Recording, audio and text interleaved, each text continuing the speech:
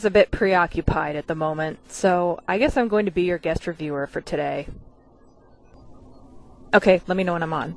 Oh, crap. This is Dina, and I'll be reviewing Panzer Dragoon Saga for the Sega Saturn. Unlike the previous Panzer Dragoon games, this one is a full-blown RPG and it's very character-driven. This is Edge, the main character. I recall reading in the instruction manual that he's only about 15 years old, but he's a pretty hardcore little 15-year-old, as you can see. But he is a typical teenager and easily distracted by a pretty face, apparently.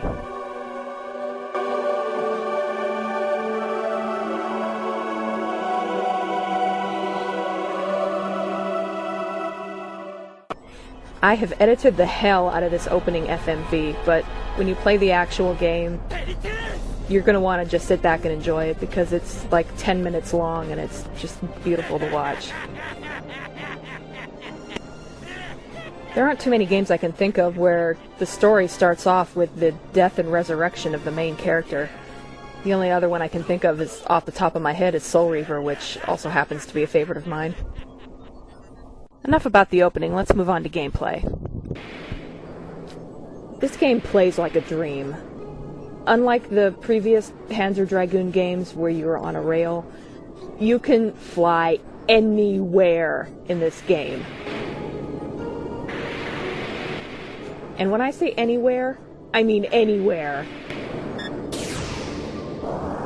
And once you really get a good look at the gorgeous backgrounds in this game, you will really appreciate having that ability. One thing I remember about the earlier games is that they also had nice backgrounds, but you were stuck on this rail and it seemed like everything went by too fast. But in this game you can just go as slow or as fast as you want. The levels are fairly easy. You can just zip through them if you want, or you can just wander around and just take in everything if that's what you want to do. And again, unlike the earlier games where you're flying around and fighting things the entire time, you fly around and random battles pop up, more like the traditional RPG.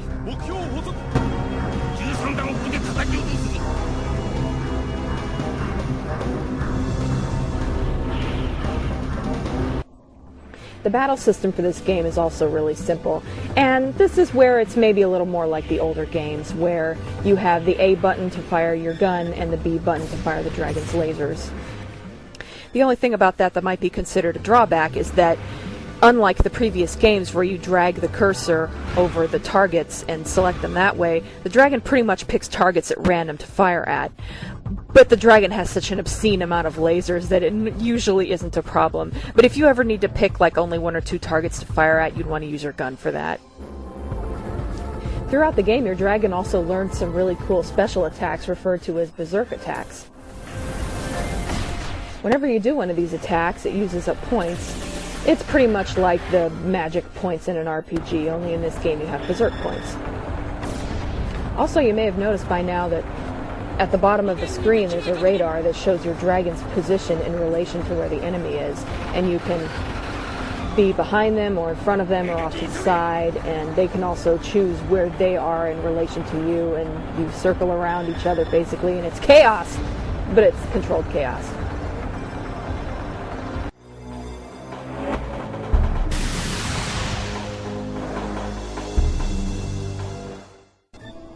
There's a neat little feature where you can name your dragon.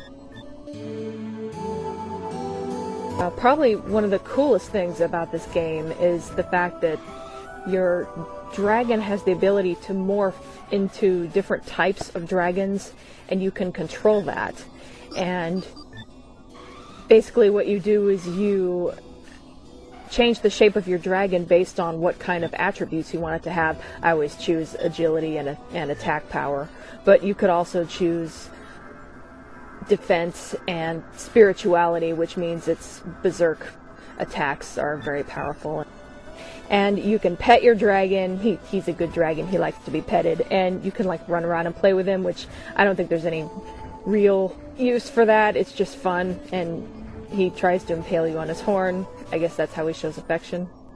Now, if there is one thing that really sets this game apart from the others in the Panzer Dragoon series is the fact that you actually get to run around without your dragon and talk to people.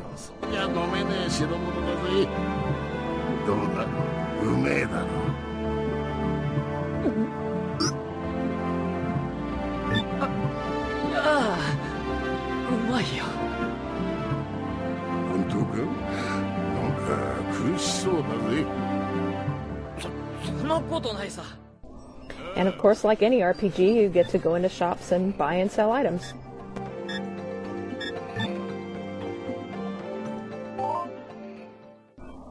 You meet some very interesting characters in this game.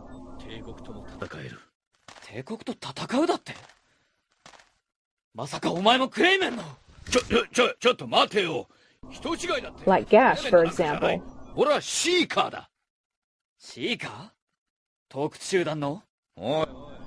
He's a recurring character.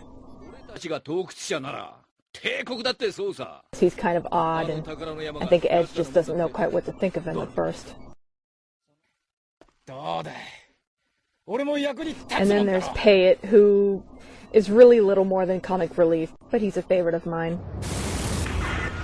There are 2 dragons in this game, and they could be considered characters in their own right. This particular dragon is called Atome, and he is going to be the subject of your nightmares from now on.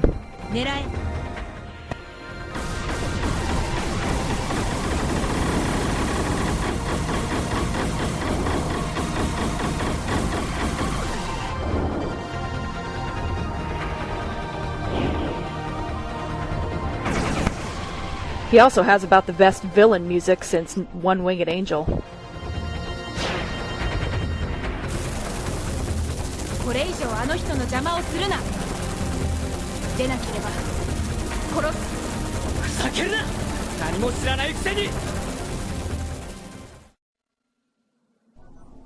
There is one more character that I haven't mentioned yet, although you've seen little bits and pieces of her, and that's Azel.